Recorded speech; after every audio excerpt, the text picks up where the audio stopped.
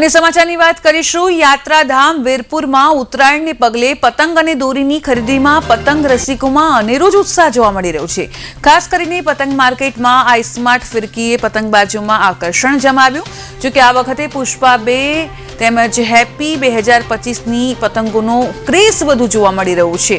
Automatic electric ફિરકી પણ પતંગ માર્કેટમાં હોવાથી લોકોમાં ખાસ ખરીદીનું તે કેન્દ્ર બન્યું છે।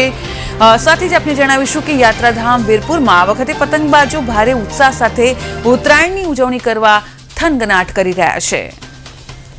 હવે ગણતરીના દિવસો બાકી રહ્યા છે ત્યારે અમે પતંગની બજારમાં પતંગની ખરીદી કરવા આવ્યા ત્યારે અહીંયા અમને અત્યારે ખાસ કરીને તો પુષ્પા 2 ને તેવી પતંગો જોવા મળી રહી છે અને અમે જોયું તો અહીંયા ઇલેક્ટ્રોનિક ફિરકીનો પણ અત્યારે જોવા મળી છે અમને। ત્યારે અમે તેમાં ઇલેક્ટ્રોનિક ફિરકી અત્યારે વધુ લેવાનું પસંદ કરીએ છીએ કારણ કે અમારે જે દોરો વીંટવામાં એક માણસ રાખવો પડતો અથવા તો ફિરકી પકડવા કોઈ માણસ રાખવો પડતો હતો તેનો સમયનો હવે બચાવ થશે અને ઇલેક્ટ્રોનિક ફિરકીને લઈ દોરો પણ વીંટાઈ જશે।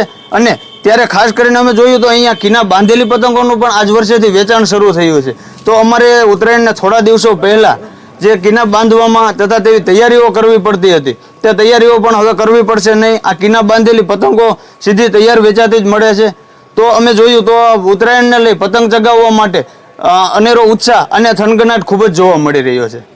આ વખતે પતંગ રસિકોમાં ખરીદીમાં ઘણો અનેરો ઉત્સાહ જોવા મળી રહ્યો છે। એમાં અવનવી પતંગોની વેરાયટી છે, દોરાની પણ વેરાયટીમાં અવનવી ઘણી વેરાયટીઓ છે। એમાં પુષ્પા 2ની પતંગો છે, અવનવી કાર્ટૂનમાં Doraemon, Pokemon, happy new year 2025ની પતંગો છે।